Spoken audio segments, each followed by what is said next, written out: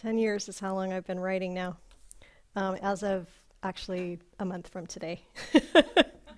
So I'm Cindy Swanson. When I write, I actually write as Sydney Swanson, CID anyway, which was childhood nickname the year that I learned to read and got my library card. So books have been big for me for a very long time. So I titled this talk Fantastic Tales and How to Mine Them, and I will just admit straight up that I really wanted my title to echo Fantastic Beasts and Where to Find Them a little more than I wanted accuracy. So I won't be directly addressing how to mine stories so much as actually engaging in an exercise of doing that, of mining stories. And I apologize for that. I could have called it What We Really Like in Stories, an examination of the writings of C.S. Lewis and J.R.R. Tolkien, and Joe Rowling thrown in for fun.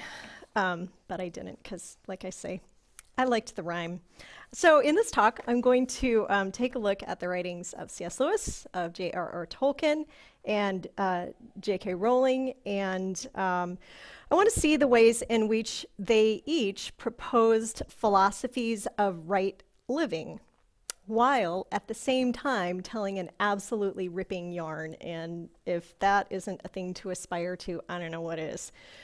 Before I get going into the actually mining, the delving into the stories, I'll say a couple things. First off, this is going to be much less interesting if you haven't read the books that I'm going to be talking about, because I'm not going to tell you the whole story, or we'd be here till 5 in the morning.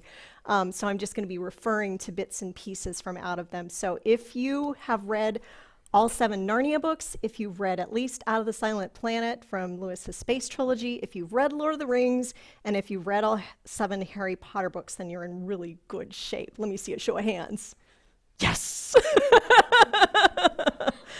Maybe you'll want to after this. There you go, yeah.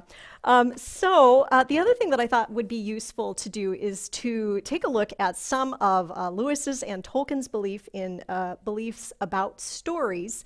I'm actually going to work through their titles first, and then we'll kind of take a look at Jo Rowling and see what she's doing. And so just briefly, a couple of beliefs that they had about stories and aims that they had writing the works that I will be discussing. Here is a quote that's actually from a book called The Inklings by Humphrey Carter, and he is quoting a very famous lecture on fairy stories. And he says the following: "The duty of a Christian writer lies not in self-expression for its own sake, but in reflecting the image of God. In writing stories, man is not a creator, but a sub-creator who may hope to reflect something of the eternal light of God." Lewis wholeheartedly agreed, wrote a paper that basically said the same thing. An author should never conceive himself as bringing into existence beauty or wisdom that did not exist before, but simply and solely as trying to embody, in terms of his own art, some reflection of eternal beauty and wisdom. Thus, a theory of poetry for either of them would have affinities with the primitive or Homeric theory, in which the poet is the mere pensioner of the muse, or with the Platonic doctrine of transcendent form, partly imitable on earth. And above all, it would be opposed to the idea that literature is self-expression. Just an aside, for me as a writer, boy, it is not about self-expression. The things that come out of my pen often don't even feel like they're under my control, and stories write themselves, as any writer will tell you, and characters go where you don't intend them to go, and the last thing that's getting expressed there is me. Although, clearly the things that I believe in, that I value, inform my writing. So, back to the main topic then. So the other thing that I think it's kind of that really got me interested in this topic in the first place is a remark that Tolkien reports Lewis having said to him in probably about 1936, 37, somewhere in there. Lewis said to me one day, "Tollers, there is too little of what we really like in stories. I'm afraid we shall have to write some ourselves." Oh, darn. What they had in mind was stories that were mythopoeic, but were thinly disguised as popular thrillers. I'm not going to define mythopoeia here. You can pronounce it differently if you like. You can also Google it if you like, and I'll spell it for you at the end if you need that. So what did Lewis and Tolkien really like in stories? And I have a list of 11 things that I've noticed that they both seem to really like. And then after I have gone through these and gone through some examples from the books that I mentioned earlier, we'll also switch over then to Rowling's works. Okay, so number one, our choices matter.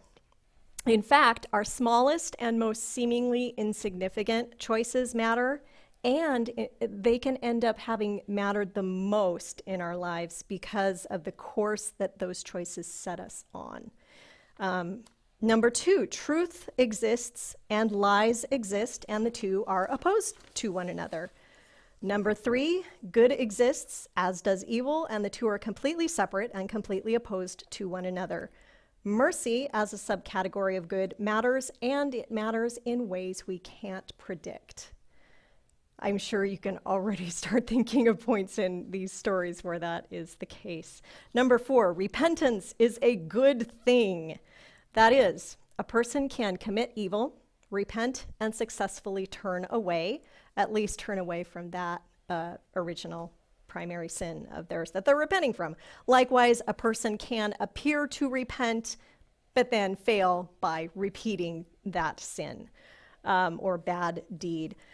Number five, humans are finite, and whether God small g or God big G exists, humans are not gods. Number seven, no, sorry, that was five, this is six. Humans who try to become gods are committing a fundamental sin against God or the good, capital G, good. Number seven, fairy tales are good models for us. The simple and the plain are generally allied with the good, capital G. Number eight, teamwork and cooperation and friendship matter. Number nine, help will always come to those who ask. 10, there is a deep magic that runs beneath all merely surface matters. It is love and the things that flow from love. And 11, greater love hath no one than this, that he lay down his life for his friends. John 15:13, of course, that's more or less the New American Standard. I think I might have changed a word there, though. So Lewis and Tolkien believed that the noblest act that was possible was that of personal sacrifice for the sake of others. So let's take a look at the worlds of Narnia, Malacandra, and Middle-earth, and we'll start with choices as we see those getting made. Because number one, our choices matter, even seemingly small choices. So in The Lion, the Witch, and the Wardrobe, Edmund makes a series of seemingly small choices, and they include one about lying about having visited Narnia, because of course when his little sister comes back saying, Edmund's been there, here's a straight up quote, he would have to admit that Lucy had been right in front of all the others. He hadn't made up his mind what to do, but of course he does make up his mind what to do, and he decides to lie. And that sends the tale a-running. This making up of one's mind is a device that you will see again and again, especially in C.S. Lewis. There's this pivotal moment that comes, and it might seem like a relatively small choice. And here's, I think, the best example in all of his books of a choice that looks kind of small at the time. This is from Out of the Silent Planet on page 10. We're talking about a character that's just referred to as the pedestrian to begin with. Later we will learn that he is a philologist, a professor at either Oxford or Cambridge, named Ransom. So he tried the gate and found it locked. Oh, background. So why is he trying the gate? He's on a walk, it's night, the rain is falling, the inn that he thought he was going to stay at is not taking guests. So he knows now that he has to walk maybe up to 10 miles. It's raining, it's dark, did I mention? And he runs across an old woman who's looking out anxiously and tells him, my son, Harry, he's kind of simple-minded, but he hasn't come home. He's 2 hours late. I'm sick with worry. And Ransom says, okay, I'll check in at the manor house called the Rise where he works, and if he's there, I'll see if I can't get him to come home. And as soon as he has said this, he takes off walking and he starts thinking, oh, there's scholars there. Well, what could be more natural than that some fellow scholars would invite me in? So he's got, double motives there for checking on poor Harry. He tried the gate and found it locked. He stood for a moment undecided, discouraged by the silence and growing darkness. His first inclination, tired as he felt, was to continue his journey to Stirk. But he had committed himself to a troublesome duty on behalf of the old woman. And then the gate is locked, yet it was perfectly clear that he would have to get in, and since one cannot crawl through a hedge, the hedge is, right up to the gate. Since one cannot crawl through a hedge with a pack on, he slipped his pack off and flung it over the gate. And that's the quintessential Lewis moment. Once that backpack is on the far side of the gate, he has to go through the gate. And everything that happens, including the literal fate of worlds, hangs on that tiny decision. And without being heavy-handed or on the nose, which Lewis is very capable of being, this moment has a light touch. He threw the backpack over, and the moment he had done so, it seemed to him that he had not till now fully made up his mind, but now, of course, he's committed. And then, of course, there's Frodo, who has agreed to go to Rivendell with the ring, which is a much smaller decision than agreeing to go to Mordor and toss it in the crack of dooms with the Dark Lord and everyone else on your tail. Okay, and then from Prince Caspian, Lucy at one point chooses, in spite of Aslan telling her, you need to take that path there, she chooses to not take that path there and go with her siblings who all want to take this other path here. And they lose a day, which affects both the battle and the rescue that they're engaged in. Then there's this funny little thing that happens in Dawn Treader, a funny play on how human choice matters, and it's a very Lewis thing as well. Lucy is upstairs in a magician's house, and she's got a book of spells, and she's supposed to cast a spell to make invisible things visible. So she does this, and all of a sudden, poof, Aslan is there in front of her, and she says, what are you doing here? And he says something along the lines of, you cast a spell making invisible things visible. And she says, haha, as if anything I could do would make you visible. And his answer to her is, do you think I wouldn't obey my own rules? So we've got a point of human choice here that affects the physical state of the son of the emperor over the sea. We also have an example in Dawn Treader about Eustace, who chooses not to help out on a day when the ship is on an island. He chooses not to help off. He runs off. He finds a dragon horde, lays down to sleep, having put a bracelet on his arm. And sleeping on a dragon's horde with greedy dragonish thoughts in his heart, he became a dragon himself, which, yeah. We'll come back to that.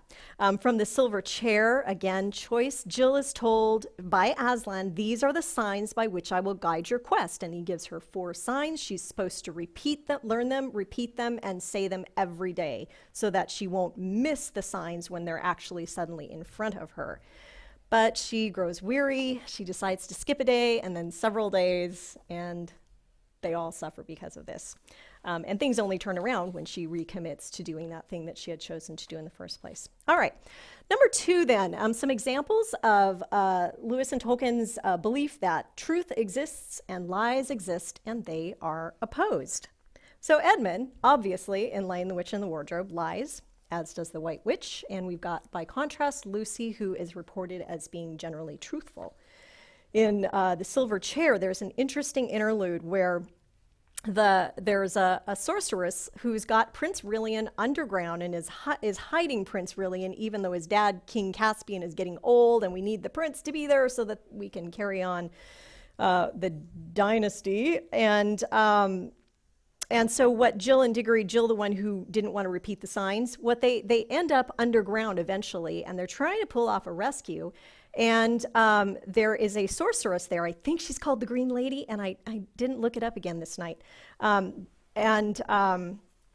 She is trying to persuade Jill and Diggory and Puddleglum, the marshwiggle, that there's no such thing as above ground. And what do you mean above ground? And so they start saying, well, there's like the sun. And she says, sun, explain to me what the sun is. And she says, well, it's like that lamp, except bigger. And she just mocks them and leads them on a merry tale, saying things like, oh, children, the lamp is the real thing. The sun is but a fairy tale.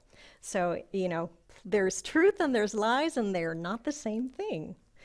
From The Magician's Nephew, we've got the White Witch again, our friend from the first book, Lion, the Witch, and the Wardrobe. This is kind of her origin story, how she ends up in Narnia. She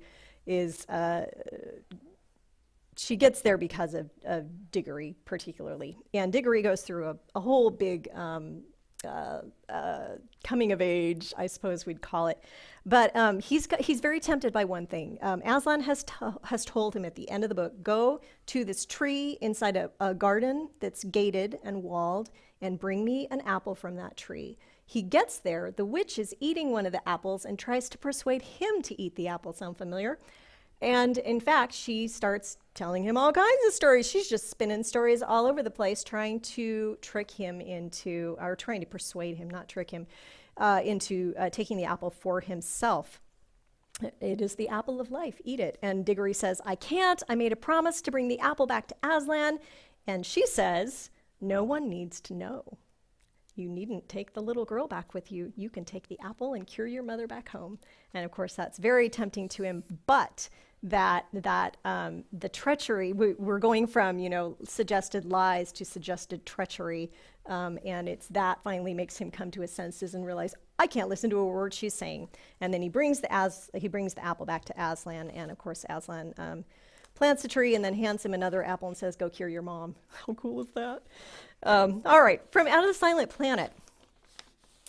Language is explored extensively here, not just truth and lies, but language and ways that we use it. And language exists for one of the characters primarily as a means to get pleasure and power. And the first hint that we get that this is going to be the case with one of the, not one, but two bad guys that Ransom has to travel to Mars with. Ransom recalls, Divine had learned just half a term earlier than anyone else that kind of humor which consists in perpetual parody of the sentimental or idealistic cliches of one's elders. And you can kind of put sentimental and idealistic cliches in there with fairy tales as things that, are little trail markers to say, this is the good stuff to pay attention to. And so anyone who disregards that or who uses language as a way to gain pleasure and power rather than as a way to communicate truth is not on the good side for Lewis or Tolkien. All right, good, number 3, good exists, as does evil, and the two are completely separate and completely opposed to one another. Mercy as a subcategory of good matters in ways we can't predict. In Prince Caspian, though Dr. Cornelius is a magician, a distinction is made, not that he practices magic, but what kind of magic he practices. He practices a good kind of magic, and the black sorcery that is practiced by the hag trying to raise an accursed spirit, we're told pretty clearly that's bad magic. But it's not the magic itself that's good or bad. It is the way in which you practice it. Do you practice it for good or for evil? From the Silver Chair, I think this is one of the more interesting, and philosophically it's interesting too. Prince Rilian is trying to, get out of the enchantment from the Green Lady, and finally he says, I am on Aslan's side, even if there isn't any Aslan to lead it. I'm going to live like a Narnian, even if there isn't any Narnia. There's a lot to unpack there. I'm not going to unpack it, but if you ever want to write a paper on what's going on there, I think there's a lot. And then, interestingly, with the good evil, another kind of funny thing, Lewis loves doing funny things. He loves turning stuff on its head. And in the last battle, Aslan is speaking to a Kalerman, a young Kalerman soldier, who all his life, all he's wanted to do is serve Tash. And he's made oaths and carried out those oaths all in service of Tash, who is the dark god in opposition to Aslan.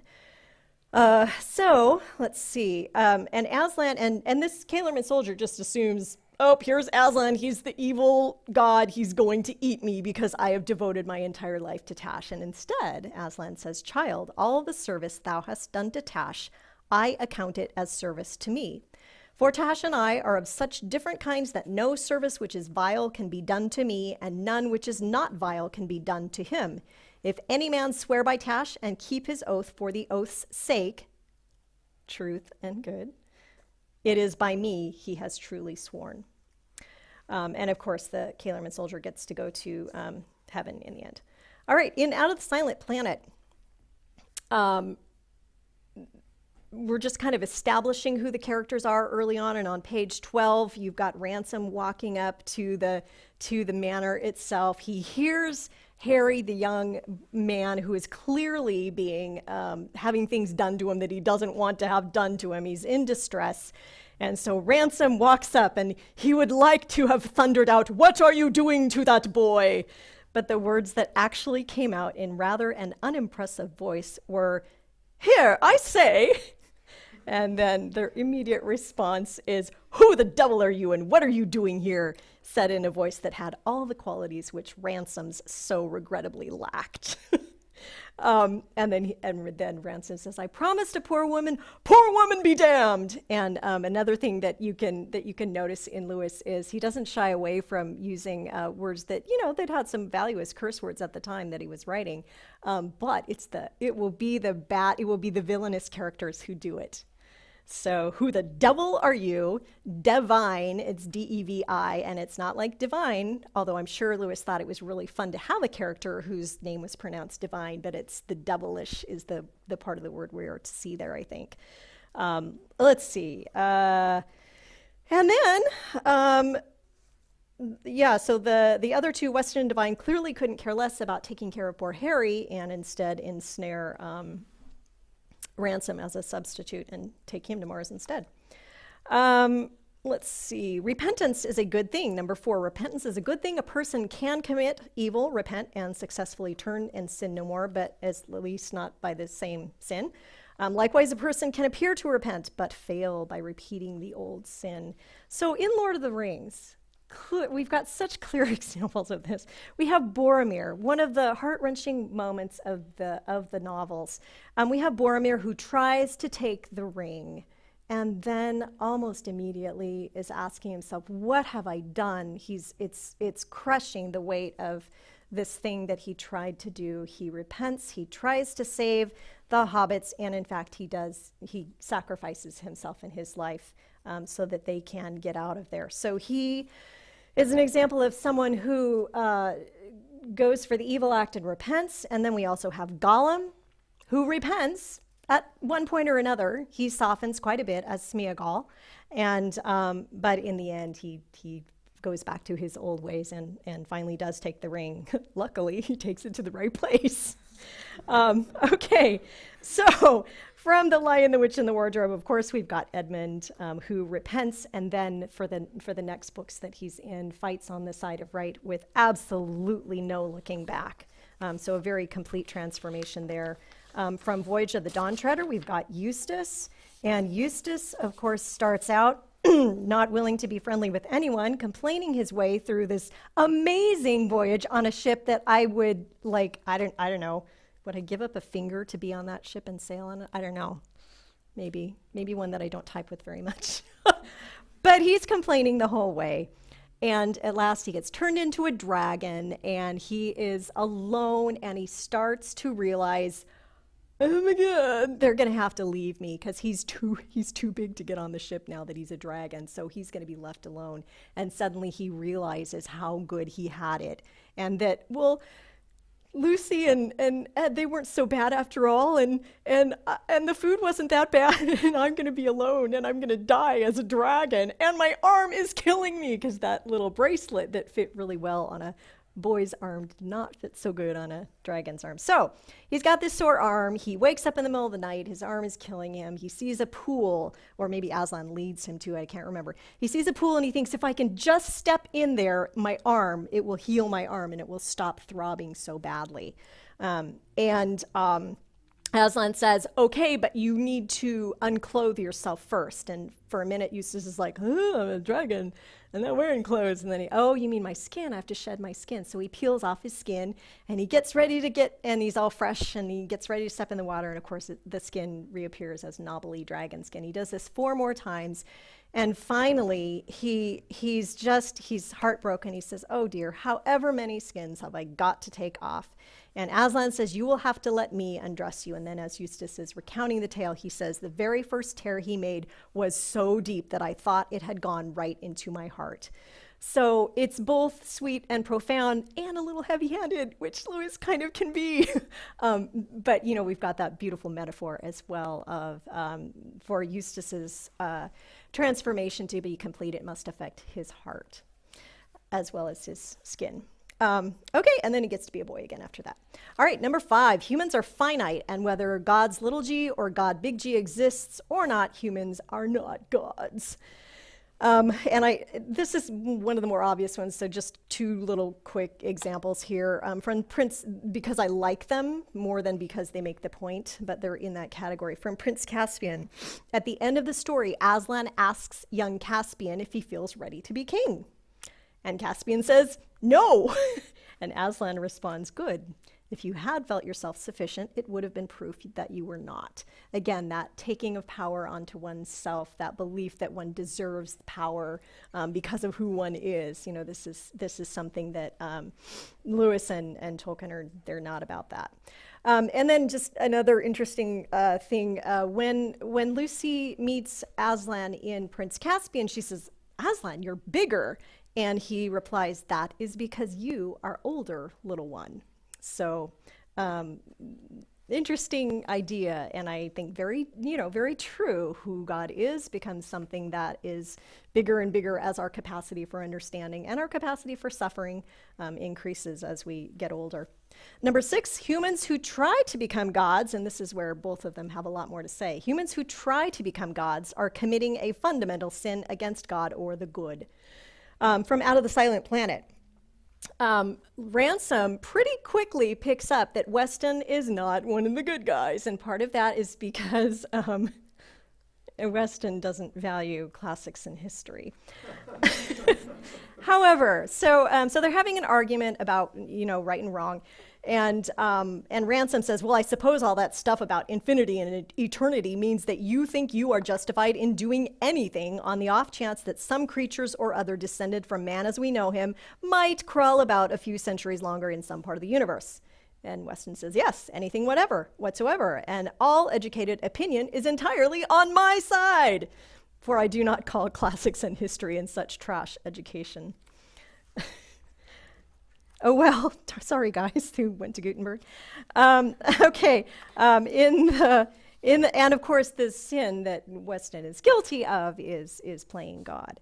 In The Magician's Nephew, Diggory catches Uncle Andrew lying, and Uncle Andrew says, but you must understand that rules of that sort, however excellent they might be for little boys and people in general, can't possibly be expected to apply to great thinkers.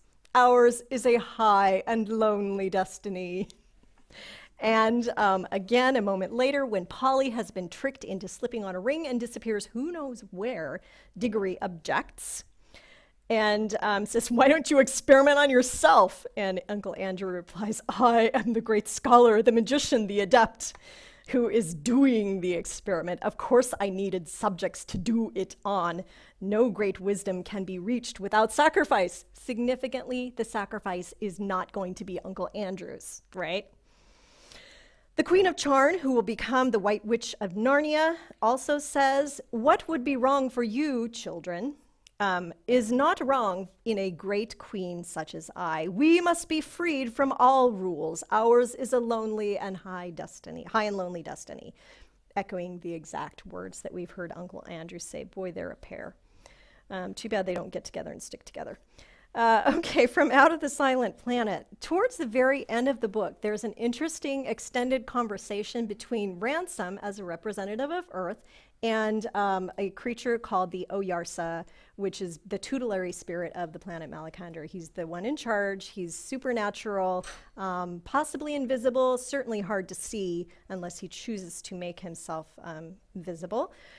And Ransom has the task of trying to explain why Weston and Divine would have just killed one of the Oyarsa's creatures. Why did he kill the Hross? Hross is one of the kinds of creatures that lives on the planet.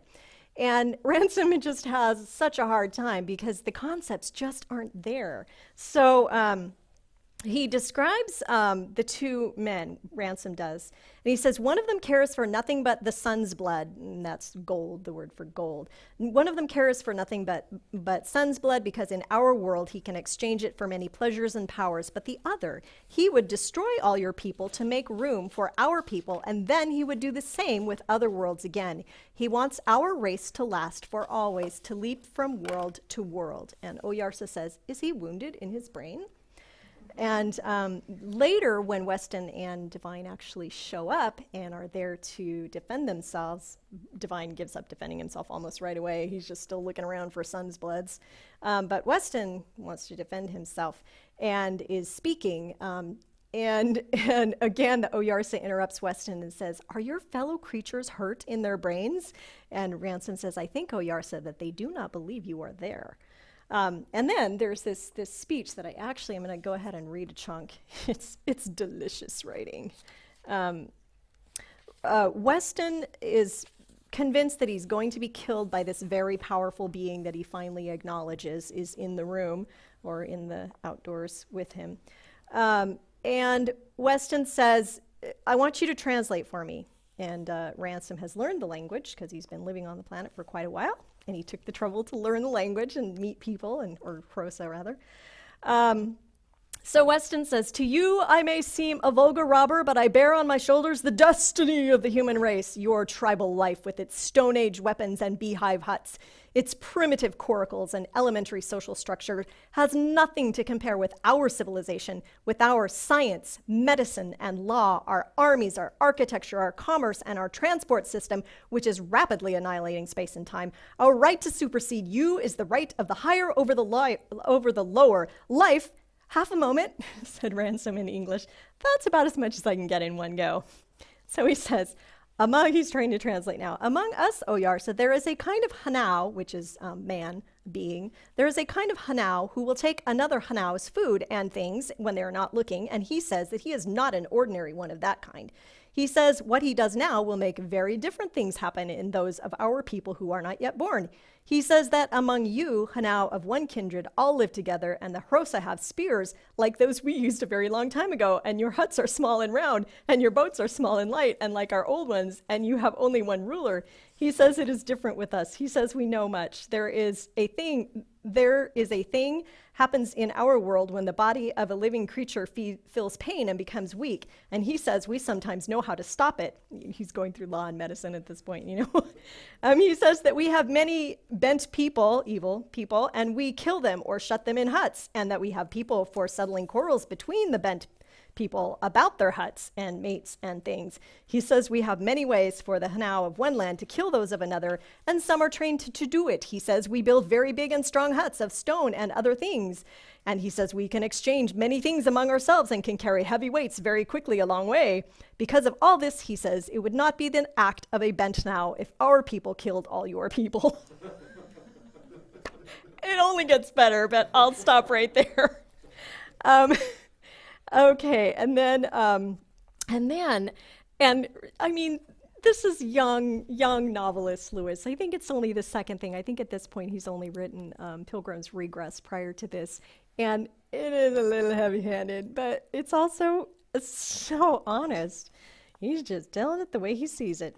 And this actually was one of the books that he and Tolkien agreed to write together during that famous, there's not enough of the kind of story we really like. So Lewis was going to write a space travel story, and Tolkien was going to write a time travel story. Tolkien never finished his, but Lewis got his done. Boom, like that. Isn't that annoying when your fellows do that to you? He finished it right away and had it published by 1939, I think, 38, 39. All right, and where is the next section that I want to? Oh, okay, so Oyarsa is finally conversing with Weston, and they are having an actual back and forth. And Oyarsa is saying, you know that these creatures would have to be made quite unlike you before they lived on other worlds, these imagined future generations of humans. They'll have to be made quite unlike you, because who's going to live on Venus or Jupiter, or, you're not made to live there. Yes, says Weston. Yes, all new. No one knows yet. Strange, big. Then it is not the shape of the body that you love? No, me no care how they shaped. One would think then that it is for the mind you care, but that cannot be, or you would love Hanau wherever you met it. No care for Hanau, care for man. But if it is neither man's mind, which as the mind of all other now is not Mal-Eldil, the maker of all, nor his body, which will change, if you care for neither of these, what do you mean by caring about man? And this had to be translated to Weston. When he understood it, he replied, me care for man, care for race, what man begets. And then Oyarsa, strange, you do not love any one of your race, you would have let me kill ransom. You do not love the mind of your race, nor the body. Any kind of creature will please you only if it is begotten by your kind, as they now are. It seems to me, thick one, that what you really love is no completed creature, but the very seed itself, for that is all that is left. So, anyway. All right, number 7. Fairy tales are good models for us. The simple and the plain are generally allied with the good. And in Out of the Silent Planet, you've got Weston trashing the classics in history and all such rubbish. Lewis is telegraphing, in case we missed it, that this is someone not to trust. Likewise, in Prince Caspian, another way that Lewis telegraphs that King Myraz is not someone to trust is by putting this in his mouth. He says to young Caspian, at your age, you ought to be thinking of battles and adventures, not fairy tales. And of course, Caspian is completely smitten with the fairy tales that his nurse tells him about old Narnia, and that's what he wants to restore. The Hrossa on the planet Malacandra are simpler, and yet they, of course, are far nobler than most mankind. And in Lord of the Rings, it is Sam and Frodo, simple hobbits who accomplish what had to be done and save the world, save Middle-earth anyway. Number 8, teamwork and cooperation and friendship matter. The Fellowship of the Ring, need I say anything more? In Prince Caspian, the Pevensey children nearly fail to stick together, but they nearly fail in their task, but when they stick together, they finally are able to succeed. In the Silver Chair, Jill and Diggory grow cross with each other, fall off from their quest, and nearly get eaten by giants. In The Horse and His Boy, Erebus and Shasta must learn to trust each other. Likewise, Bree and Hwin, the horses, must learn to trust one another and work together. And in Out of the Silent Planet, it is Ransom's friendship with the Hrossa and his cooperation with them that save him and teach him valuable lessons, inspiring all of his future actions and sacrifice, which will include up to saving the worlds, plural. Number 9, there is a deep magic that runs beneath all merely surface matters. It is love and the things that flow from love. From Lion, the Witch, and the Wardrobe, this is pretty obvious. Aslan speaks of deep magic from the dawn of time and deeper magic from before the dawn of time. And the girls, when they see him come alive again after they've just seen him killed, they say, what does it mean? Is it more magic? Yes, it is. There is a magic deeper still, which the witch did not know. If she could have looked, she would have read there a different incantation. And he explains that when one who has committed no sin lays down his life for a traitor, death itself will work backwards. I could have actually put that exchange between the young Kellerman and Aslan in this category probably as well, when the young man pledges himself to Tash. Number 10, help will always come to those who ask. From the Dawn Treader, one of my very favorite parts of the entire Narnia series is that moment where they're all trapped on the ship in the black mist, the dark mist, where nightmares become reality. And Lucy speaks, Aslan, Aslan, if you ever loved us at all, send us help now. And then Aslan, in the shape of an albatross, swooshes close to her and says, courage, dear heart. And shortly after that, the mist begins to clear. Makes the hair on my arms rise. From The Horse and His Boy, there is a extended section where Shasta is recounting his woes to an unknown being that turns out to be Aslan when he sees him.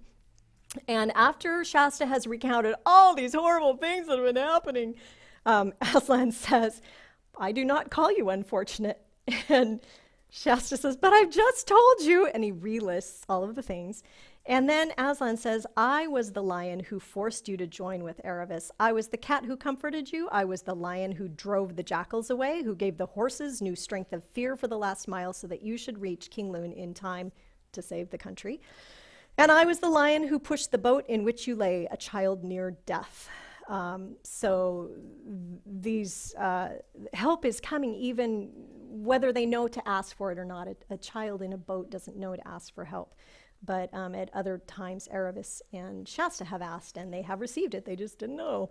It looked pretty bad to them when it was happening. Think again of when Frodo and Sam are in the spider's lair, and this is such a bummer, but I cannot remember who calls for aid. Sam or Frodo? Somebody maybe it's Sam calls for aid, and they get aid from Elbereth, Gilthoniel, essentially. Okay, number 11 and our final one. How are we doing for time here? Right in front of me? Okay, good. It's right in front of me. Excellent. Number 11, greater love has no one than this, that one lay down his life for his friends. Lewis and Tolkien believed that the noblest act was that of personal sacrifice for the sake of others. In Lion, Witch, and the Wardrobe, it's patently obvious. Aslan lays down his life to save Edmund's. In Prince Caspian, we've got Caspian fighting Myraz, and he's not fighting to become king. He's fighting to make Narnia safe for the Narnians, for the old Narnians. So he is willing to lay down his life, no question, for the sake of the kingdom. In Out of the Silent Planet, we've got kind of a movement from Ransom goes through, it's not coming of age so much as coming into embracing the hero he was always meant to be kind of situation. So in the first, on page 37, he overhears plans which include the words human sacrifice, and he is going to be the one to be the human sacrifice, perhaps. And at first he's very afraid, but then he reasoned death could be faced and rational fear of death could be mastered. So we know that he's a good guy early on because he's not afraid of death, even though it deserves to be something that, we're all afraid of. But we know he's a good guy early on. And in case we doubt it, at the end of the story, Ransom says to Oyarsa, if it would be better for your creatures, your people and your planet, to kill me as well as Ransom and Divine, I'm yours. Go ahead and kill me. He will sacrifice himself for what's in the best interest of the planet. Which brings us to the question, dun, dun, dun. Would Harry Potter have been the sort of books that Lewis and Tolkien would have really liked? I just love that he uses such a weak adverb there. The books we really like, there's just not enough of them. So we'll shift over then to talking about Harry Potter, and then it looks like we will definitely have some time for questions if you've got any. Let's see. So this series has been shunned by some parts of Christian culture because it has witches and wizards in it who are not described as evil, which is the only right way to have a witch or wizard in a story, according to the way that some people view things. I'm not gonna argue it one way or the other. I think you know that if I'm speaking to you about Harry Potter, I must like the books. But I will just point out that in C.S. Lewis's stories, we have good magicians and we have bad magicians, or rather, we have magic. And the magic is never the issue. Rather, how one uses the resources and skills that they are given is the point. Even Lucy does magic, for which Aslan does not chide her. In fact, he goes so far as to remark that he has to obey his own rules and come visible when she casts a spell. He does, however, chide her for making use of another spell in the spell book, which was the kind of spell that could only be used with evil intent. And he chides her for that, and she is repentant and harmed by it as well. So it's not a zero-sum game there. Let's see. In Lord of the Rings, Gandalf the wizard is good because he chooses a path of obedience to the good, of nurturing and loving those around him, and of sacrifice, even though he is resurrected, of course. Saruman, in contrast, another wizard, is evil because he chooses to serve no one but himself. The magician who teaches Prince Caspian is good. The magician on the Dufflepud's Island is good. He's a repentant good magician. And Aslan is good. All of them use magic, right, left, and center. The hag and the white witch and the green lady are evil because they use dark magic or they use magic darkly. And I brought, so we're going to transition over to Rowling here. I brought Tales of Beetle the Bard because I think in it we get the clearest vision of how Jo Rowling actually views magic. So I hope I marked it right. Look at that. Almost right. Okay, in her introduction to Tales of Beetle the Bard, which is a tale of fairy tales that children in magical families would grow up with. Magical people in her world are human. They have magical blood running through their veins. People who do not have a drop of magical blood in their veins are muggles, the rest of us ordinary humans. And of course, as you can imagine, a magical culture would have different fairy tales than a non-magical culture. Beetle, and she says in the introduction, treating it as if, of course, it's all very real, that these stories were written by a fellow named Beetle.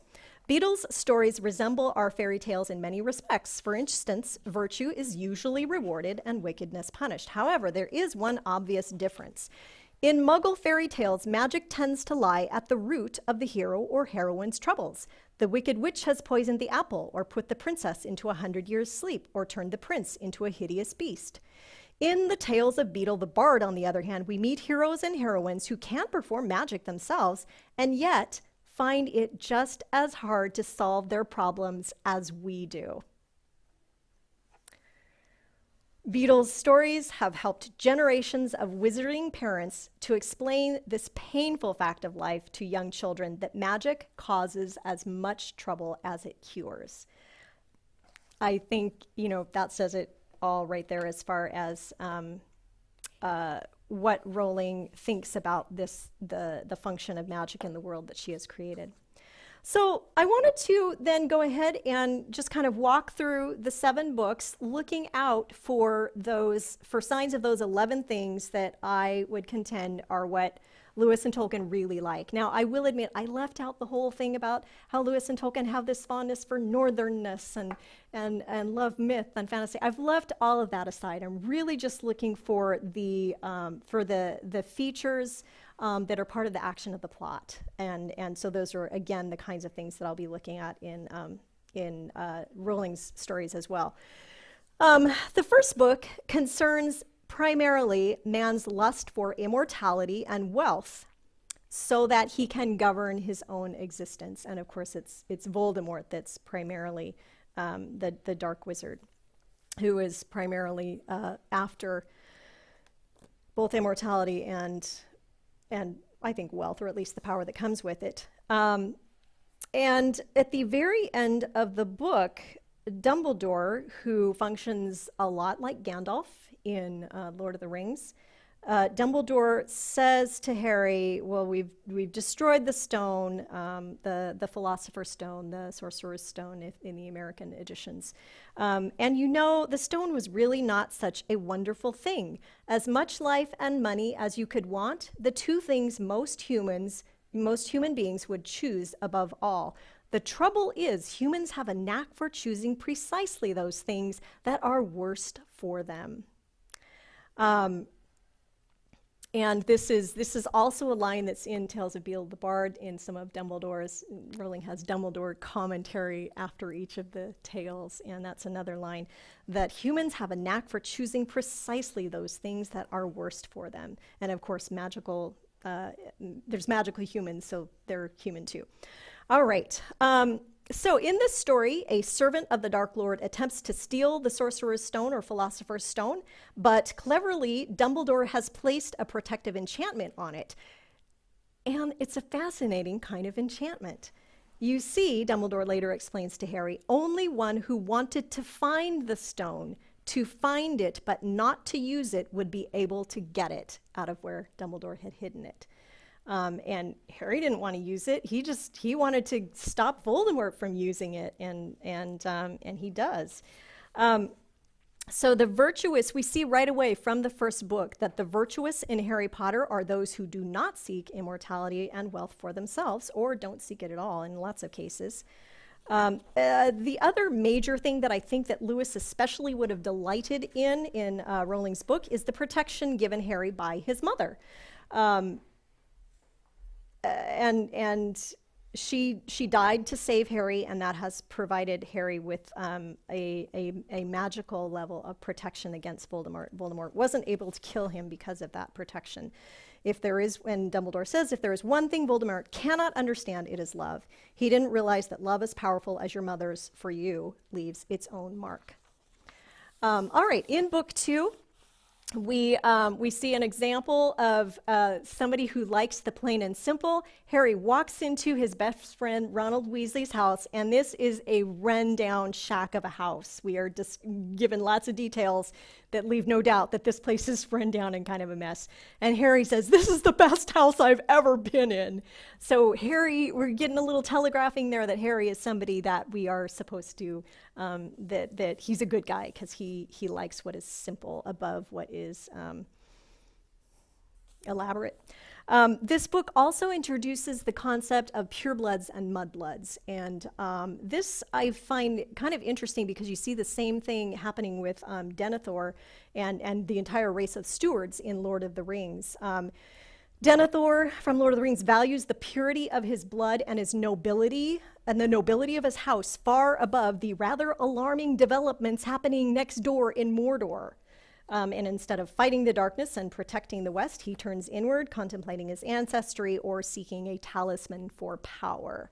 In a similar way, the guys who are the bad guys in Harry Potter are making distinctions amongst themselves of we're pureblood and you are mudbloods. And mudblood is a very foul, we're given to understand a very foul term that is used to describe somebody whose parentage is partly magical but partly non-magical.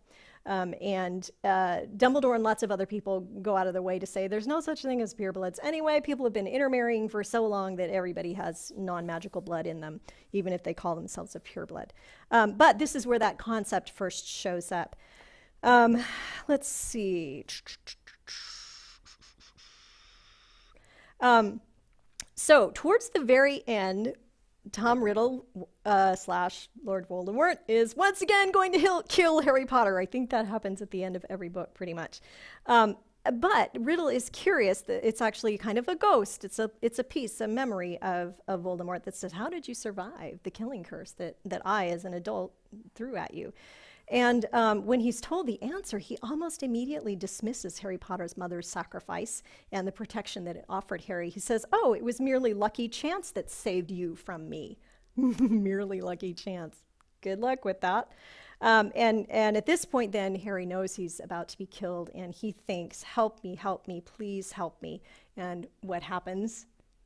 What was number 9? Number 10, help will always come to those who ask. And at that moment, the sword of Gryffindor shows up just in time for him to use it to kill the basilisk that Riddle is going to try and kill Harry with. And of course, there's the fact that why is Harry in the Chamber of Secrets being threatened by Riddle and a basilisk in the first place? Well, he's trying to rescue Ginny. He's putting somebody else's safety above his own. And the reason that he's in that position is because the Defense Against Dark Arts professor who should have gone and done this, Professor Lockhart, was too afraid to try.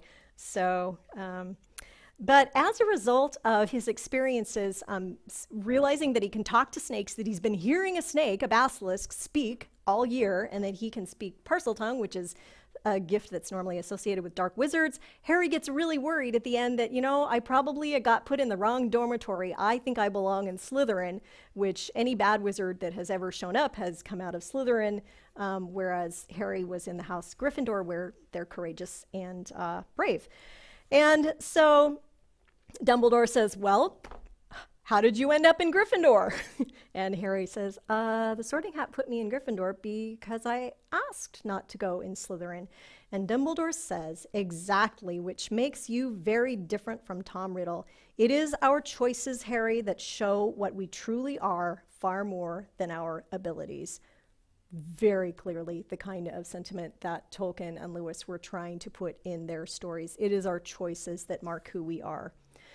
In book 3, we have this very Lewisian treatment of Sirius Black. For most of the book, until like the last 30 pages, we think that he is a villain when really he is working for Harry Potter's good at all times. Like the lion chasing Erebus and Shasta, the things that we think are harming us may be the tonic that we need most. Sirius tries to protect Harry from the man who's actually responsible for Harry's parents' deaths.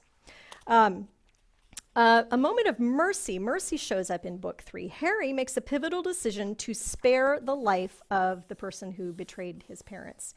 And prior to this decision, here's what's happening. There's a conversation where Peter Pettigrew / Wormtail is arguing with his friend, saying, what was to be gained by refusing the Dark Lord? And they come back with, what was to be gained by fighting the most evil wizard who has ever existed? Only innocent lives. And Peter says, you don't understand, he would have killed me. And they respond, then you should have died rather than betray your friends as we would have done for you. Goodbye, Peter. And they're ready to slaughter him. And Harry says, no, Harry yelled, you can't kill him. And then when he's asked to come up with, why can't we kill him? You can tell he's struggling to figure it out within himself where this merciful impulse is coming from. And the best he can do as a 13-year-old is to say, I don't reckon my dad would have wanted you to become killers. Because they were his dad's friends. Albus Dumbledore comments on Harry's act of mercy, and he says, you did a very noble thing in saving Pettigrew's life. This is magic at its deepest, its most impenetrable, Harry, but trust me, the time may come when you will be very glad you saved Pettigrew's life. Spoiler, the time does come, and he is very glad. In book 4, we've got another one of those decisions to make. This one is no longer an easy choice. We're moving on an interesting thing happens on the illustrations on the covers. The first one, Harry's like, ah, with his wand and writing on hippogriffs. And book 4 is the last book where he's still smiling, and he probably oughtn't to be. And then starting book 5, he looks very grim. So we're kind of moving along here in his growth.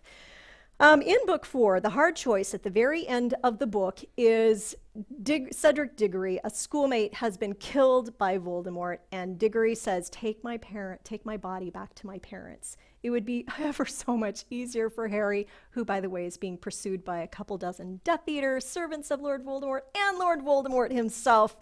It would be ever so much easier for Harry to run, grab the magical device that will take him back to safety without grabbing the body. In fact, the body and the portkey are in different directions. So it's in our faces that he is making a decision here.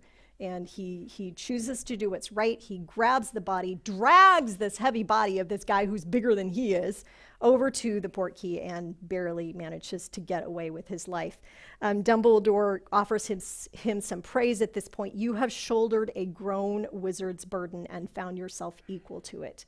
Boy, does that sound like something Aslan would say. Okay, moving on to, and then the very end of book 4, Hagrid, interesting fellow, says, well, no good sitting worrying about it. What's coming will come, but we'll meet it when it does. And not only is that line in the end of the book, it's also the final book because it's in Harry's thoughts. No use worrying about it. What will come, and we'll meet it when it does. In book 5 then. So I'm going to diverge just a little bit here and point out that Tolkien does an excellent job. He excelled at providing reasons for someone's backstory. He provided reasons for their dark actions, misdeeds, and their choices. His characters are never cardboard characters. I can't think of any that are cardboard characters anyway in Lord of the Rings. For Boromir, for instance, the desire that he has for mastery and glory and defense motivates his attempt to take the ring by force. It's not an unmotivated act of evil. It's very deeply motivated from some things that are, kind of come from good places. For Turin Turambar, and this is going into Silmarillion, who slew his friends and married his sister, it is because of a dark curse that has been placed on him, and it was designed to play on his strengths. In other words, his need to aid and help others would be turned against him by this dark curse that's been placed on him. So the backstory is always very complicated in Tolkien's works. Now, in Lewis, the characters are sometimes a little bit cardboard. Uncle Andrew, we don't have his backstory. We just know he's a bad guy. The Queen of Charn, we get just a little bit of her backstory, but there's a little bit of, she can feel kind of cardboard at times too. We're just not given that backstory. In book 5 of Rowling's series, we get both. We get a cardboard villain. We get Dolores Umbridge, who just seems to be evil for the sake of being evil, frankly. And we don't know her backstory. We're never given any bit of it. She's the least sympathetic character in the story. Fully there, but kind of a cardboard character. But we also finally, we get a very fully humanized version of Severus Snape. Now, Snape has been the professor who's been the bane of Harry's schoolboy existence. He gives him extra detention, he gives him extra homework, he docks points, he's just really mean to him. And we are thinking, wow, what a cardboard villain you are, Snape. And in book 5, we finally get some of his backstory, and we learn that part of what made Snape into who he is, and definitely what made him into have the attitude towards Harry that he does, has to do with Harry's father treating Snape very cruelly. Lily calls it evil. She says, you're acting evilly.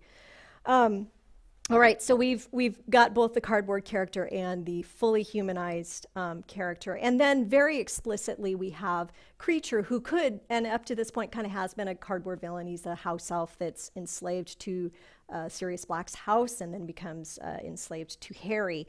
And Dumbledore describes Creature quite sympathetically. He says Creature is what he has been made by wizards. Harry, he was forced to do Sirius's bidding, enslaved. And at book 5's end, the other significant thing that happens besides just kind of those increasingly well-developed characters, Albus Dumbledore finally explains to Harry that Harry must fight the Dark Lord to end Voldemort's power. And Harry at the very end is reflecting to himself that his life must include or end in murder. Yeah.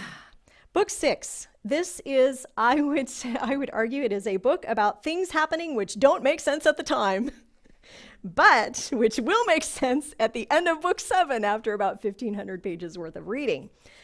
So in particular, Albus Dumbledore asks Harry in book 6, he asks Harry to do things that don't seem important to Harry Potter. And Harry is told that he must simply trust, and he dislikes this. He really dislikes it. Slowly, however, Harry Potter learns to bend his will to Dumbledore's. And he learns to see that if Dumbledore says it's important, it must be important. We see this also in Jill, if we looked back to her forgetting of the signs. The Pevensies not trusting Lucy has seen Aslan. We see it in Bilbo's use of the ring despite Gandalf warning him not to use it, and so on and so on. This is just something that shows up again and again in stories. And I would say we also see it in Peter, faithless and forgiven by Christ. It is the sort of story, for Lewis and Tolkien, this is the sort of story we like. All right. So in the end of book 6, however, Harry begins to doubt things all over again because Dumbledore has weakened himself, had weakened himself by drinking a terrible potion and he drank it for nothing. We later learned that it wasn't for nothing, that they retrieved the object that they were able to retrieve because Dumbledore drank the potion, and we later learn other things as well. Huge spoilers here. But Harry doesn't know that at the time. He doesn't have a lot to go on, and it doesn't look good. He's Shasta asking, why did the lion have to attack us? Like we needed that? And we don't know. And later we learn that Dumbledore was about to die anyway, and that he chose the method of his death such that his death, when he died, would do the most good possible, offering the most protection to the world and in particular to the students at Hogwarts. He sets it up so that it looks like Snape murdered him, and that makes Snape Lord Voldemort's best friend and most trusted deputy. Snape then is installed as the headmaster of the school, which puts him in a unique position to protect the students from the rest of the dark wizards who are invited to teach at the school as well. And of course, there is an essential moment in the next book, in book 7, where Snape lends Harry Potter courage at the moment that he needs it the most desperately. A quote that I love here that Lewis and Tolkien could have been in their books too. Maybe it is. It was important, Dumbledore said, to fight and fight again and keep fighting, for only then could evil be kept at bay, though never quite eradicated. And I think you see a lot of her worldview there, that evil is going to be with us and not eradicated, but the important thing is to not give up fighting it. And then finally, at the end of this book, Harry is accused of an interesting thing. He's accused of being Dumbledore's man through and through, and he says, yes, that's me. All right, moving into book 7. Harry is kind to Kreacher, as Frodo was to Smeagol, and that's going to pay off. He has a series of, as I counted it, 7 near escapes. And during each of these near escapes from a situation, some good thing comes out of it, but it sure doesn't look good at the time, or it often looks confusing at the time. So 7 is kind of like 6 in that we're still not sure what's going on and how this is all going to end. The first escape, of course, is by Broomstick leaving the house that offers him protection during the summer. The second near escape is out of the Ministry of Magic, where Harry turns back to save a woman who is being interrogated and she's about to be killed, and he saves her at a cost of exposing himself. But he also has gained a little piece of knowledge that will come in useful later during that whole experience. Later on, in maybe towards the middle third of the book, Harry and Ron, his best friends who have gone with him on this hunt they're now hunting for Horcruxes, these places where Voldemort has sealed a part of his soul. And Hermione and Ron say to Harry, we thought you knew what you were doing. We thought Dumbledore had told you what to do. We thought you had a real plan. And he can't unhear this once he hears it. It is a low point. I don't think it's the lowest point, but it is a very low point in book 7. And I love what Rowling does at this low point. She is very, very deliberate in bringing her characters to the point where they just don't see, how can I trust that any of this is going to come to good? And what she does at this point to kind of lift things a little bit is Hermione and Harry go to the village where Harry was born, Godric's Hollow, and as they're there, they hear hymns being sung in the church near the graveyard where Harry wants to visit his parents' graves. They hear hymns being sung, and Hermione says, Harry, I think it's Christmas Eve. And sure enough, it is Christmas Eve, and that wizarding village of Godric's Hollow are all in church singing Christmas hymns. And the singing grows louder as they approach the church, and it lifts Harry's spirits a great deal. They get to the grave, and there are 2 Bible quotes that are written on the headstones in here. And this is the point where Rowling is a heck of a storyteller, but she's a really bad exegete. So on one of the tombs, it says, "Where your treasure is, there will be your heart also." And she's not quite using that. The person who wrote that on the tombstone wasn't quite using it the same way that Jesus is using it in the story that he tells. But it's there for what it's worth. And bad exegesis number 2, on the other tombstone, which seemed to shine in the dark, Harry steps forward and reads, "The last enemy that shall be destroyed is death." And Harry says, the last enemy that shall be destroyed is this like Death Eater speak? What is this? He has had no Christian education, very clearly. Hermione maybe has had just a little bit. Her exegesis isn't great on this. She explains it to Harry as saying that death is defeated by life after death. Okay, you know, you can use it to say that. Go you. Okay, so then we have near escape number 3 happens right zooming out of Godric's Hollow, but before he leaves, he sees all of these notes handwritten to him by people who want him to win the fight against Voldemort, and they're notes of encouragement and love for Harry. Harry, very shortly after this, comes the point where I think his soul is crushed the most. Harry learns that Dumbledore wasn't perfect. He learns some things about Dumbledore that are heartbreaking about young Dumbledore. And as he is thinking, can I even trust this guy now that I know what he was like in his youth? Maybe all the advice he gave me was bad. And that's the moment when Harry sees a doe Patronus, a silvery creature that has been sent. He doesn't know it, but it was sent by Snape.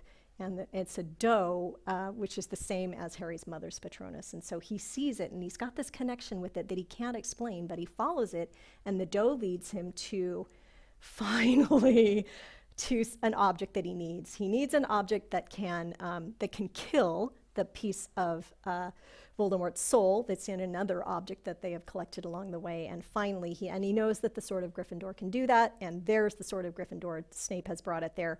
Also, Ron reappears at this moment. Ron has left for a while, and so we've got that hope restored there again. When hope is called for, it shows up. The next thing that happens is that Harry learns of something called the Deathly Hallows, 3 objects which, if taken and held by one wizard, will allow him to become Master of Death. Harry is very taken with this idea, and he's already got one of the objects. He's got the invisibility cloak, and he thinks maybe what I'm supposed to do is gather the Hallows so that I can be strong enough to defeat Voldemort. And he goes on that maybe for quite a while. Ron and Hermione going, no, Dumbledore said Horcrux is not Hallows. And they can't persuade him. He keeps thinking, I'm going to get that Death Stick wand of power. And unfortunately, the thing that it takes for Harry to get back on the right path again is the death of his beloved friend, house elf Dobby. Dobby is killed, and this clears Harry's head. He gets back on the right path. Specifically, he makes a split-second decision not to go after Hallows. The quote is, "There was hardly any time left. Now was the moment to decide." And this, I think, is one of the best examples of that moment that's going to define everything, and you don't even know it at the time. And all he knows at the time is, I can either talk to the goblin first, or I can talk to the wand maker first. Who should I talk to first? Oh, if I talk to the wand maker first, I'm choosing Hallows. If I talk to the goblin, I'm choosing to do what Dumbledore said. And he makes his decision just like that. He lets go of his desire to control and own that Elder Wand. He chooses sacrifice, not power. Does that sound like something we really like? Yeah, I think so. It makes escape number 6 out of Gringotts on the dragon's back. Escape number 6 is out of Hogsmeade, where Dumbledore's brother aids them. Number 7 is out of Ravenclaw Tower, where they are looks like at the mercy of some really bad wizards. And in their the next danger, which isn't an escape from Voldemort. These are all the other ones are pretty much escapes from Voldemort. The next escape is out of the fire, and Harry chooses to save Malfoy, who has been his enemy since literally day 1 of his Hogwarts education. The friends are there for Snape's death. They retrieve Snape's memories, which Harry then watches, and here's where we get that message that repentance matters. And it's a stunning and beautiful message. Understanding, and Harry gets one final piece of information. He learns that he himself is the final 7th place where Voldemort unintentionally stored a piece of his soul. And he knows now that in order to save the world, he has to allow himself to be killed. So at this point, he doesn't even draw his wand. He gives himself up to be killed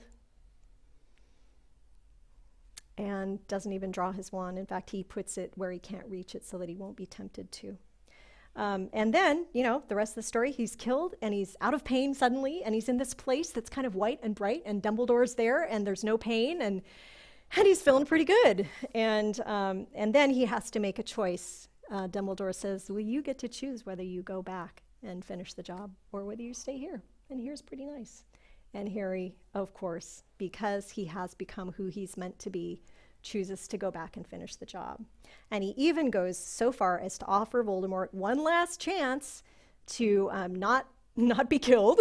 If you would just pay attention to the value of love and goodness. And Voldemort, of course, doesn't take that chance.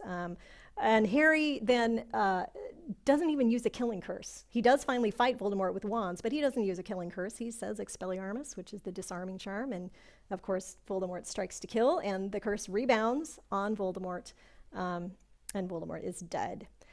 So there we are. And in the epilogue then, I think that we literally see all of these threads come together in the epilogue, and I would invite you to go find those for yourselves. They're completely delightful, but I believe I counted every single one of those 11 things that we like in that 5 or 6 or 7 page epilogue. All right, that's me done. If there's anything that you want to talk about or questions that you have, please feel free.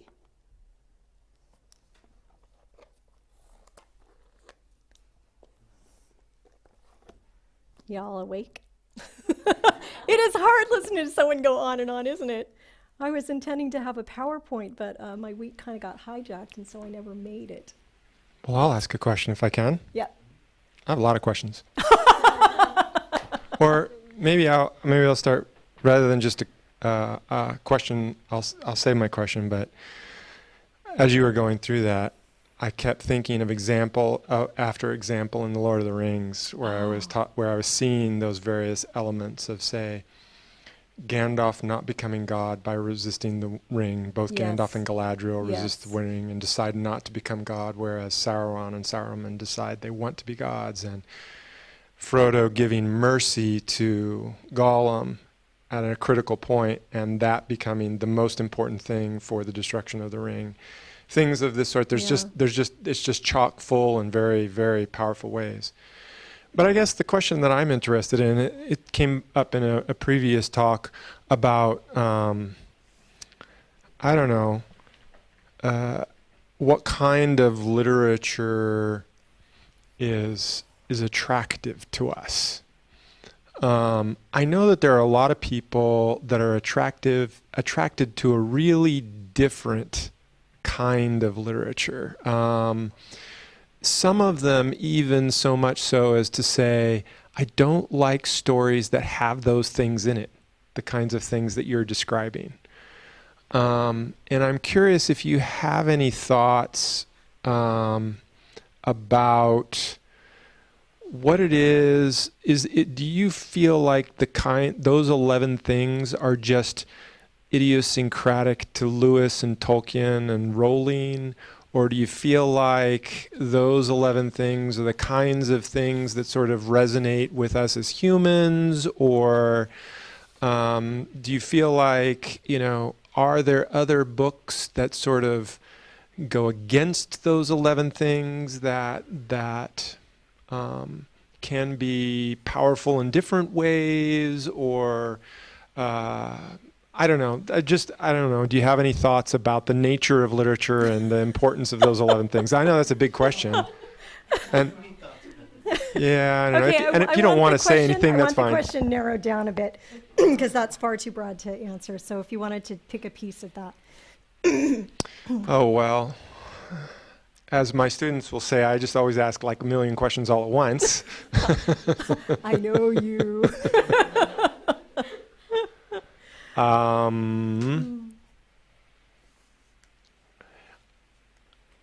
Talk about the literature that goes against those 11 things? Okay, well, that is definitely what Lewis and Tolkien were responding to at the time where they had that conversation, saying there's not enough of the kind of story that we like. They were in an age that was very much inundated with stories where perhaps good wasn't good and evil wasn't evil.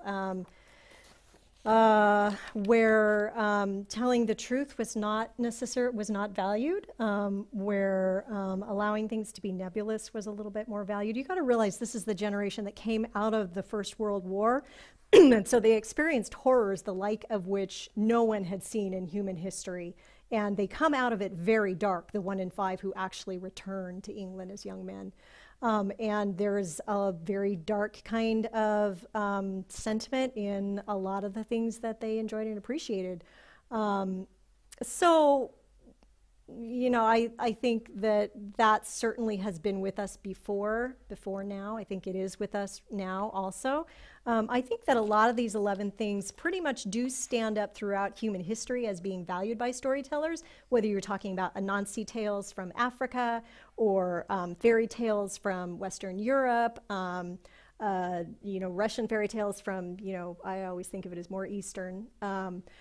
These kinds of things show up and are valued throughout human history. So I do think there is something innately human to all of those. I do think that also throughout history you can hit pockets where other things are appealing as somebody's trying to make sense out of life, out of and Lewis himself was attracted to very different things prior to becoming first a theist and then a Christian. So, you know, he noticed that his own taste shifted, and what he described it was interesting how he described it. He said of himself that basically he wanted to be impressive to all of the people that he hung out with in the university, and none of them liked the Norse tales. None of them liked, you know, stories where good is triumphing over evil and they're clearly distinguished. And so he was going to put all of that behind him as part of childishness. So I think peer pressure can enter into that as well. That's about all I can really say. Not being terribly knowledgeable. No, that's interesting. I mean, I guess part of the reason why I'm asking is, I have noticed personally, I mean, whether it be books or movies or television shows or something like that, there's a lot of stories that are out there right now. And I'm just trying to wrap my mind around the fact that there are so many stories and shows and things of that sort that really are going such a different direction than those 11 things, that they celebrate ambiguity and the destruction of truth and lie, and they celebrate, you know, the evil character in some ways as opposed to the good character. Yeah. And it's just hard for me to sort of sort out. Maybe it's because of my values and my desires and interests and inclinations and those sorts of things, that those things don't sound attractive to me. So I don't know. I'm just trying to sort that out for myself as to how that's working and what's going on with those sorts of things. So I don't know. Yeah, I think you're probably right that people who are attracted to the kind of stories that you're seeing, like, probably do have very different values from you. So, yeah. Yeah. Run the microphone over there. You know, I might trade you my lilac pen for that very attractive scarf that you're wearing. Just putting that out there so you can think about it. Okay. Yes. No, this is my precious. My question is going to start off with an observation, and I'm interested to see if you agree with this. Having read, you know, Chronicles of Narnia and The Lord of the Rings, to me at this point in time, those feel more close to fairy tales than I'm sure the authors intended them to be. I'm sure at the time they're kind of, you know, the cutting edge of science fiction and fantasy kind of defining these genres, and now as I read them, they seem similar to fairy tales. And one, I'm wondering if you kind of agree with that, comparing them to, more contemporary literature. And then I'm wondering if you think Lewis and Tolkien would be kind of tickled with that idea.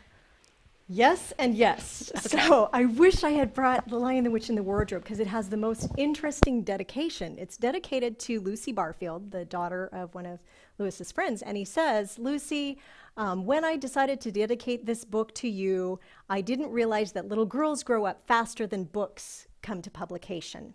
And by the time this book is out and available, you will be too old for fairy tales, but someday you will be old enough to read them again, and I hope you will take it down, dust it off the shelf, and come find me and tell me what you think about it. I shall probably be too deaf to hear you and too old to understand you, but I will still be your loving godfather, C.S. Lewis. Basically, that's what it says. And he is laying it out on the table. He is all about the fairy tale, absolutely. And I think that it was conscious to some degree. I mean, I think Tolkien, there's very different flavors to their works, and yet they both do have that sense of fairy tale, the driving towards an inevitable breaking of the curse or suffering because of the curse, kind of feel to it. So I think if that were pointed out to either of them, Lewis will say, well, of course, it's right there in the dedication, and Tolkien would say, well, I like fairy tales well enough to have delivered this incredibly famous lecture called On Fairy. So, yeah, I do think that they would have agreed, and they would have felt that that was a compliment, I believe.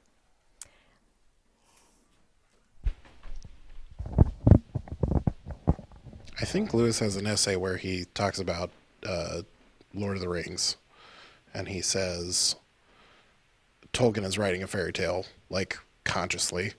And he's like, as soon as I found out he was doing that, I just fell in love with that form. And that's kind of where he's talking about, it's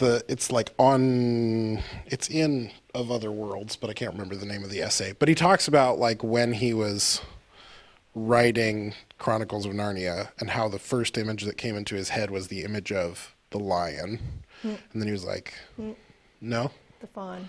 The fawn. That's right. And then the lion. And he was like, okay, so now I have to figure out how I like shape this into a thing. But he in that context he says, and because Tolkien was writing this massive fairy tale, I love the form, and I thought it would fit right in. So they're very self-conscious about writing fairy tales. No, I don't think that's what Lewis was setting out to do here. The idea was that they were going to write these thinly disguised popular thrillers. And this thing has an incredibly thriller vibe to it. One thing in particular jumped out at me. There's this moment where I'm like, that's a thriller. For one glorious moment, Ransom's trying to escape. For one glorious moment, the door was open. The fresh night of air was in his face. He saw the reassuring stars and even his own pack lying on the porch. Then a heavy blow fell on his head.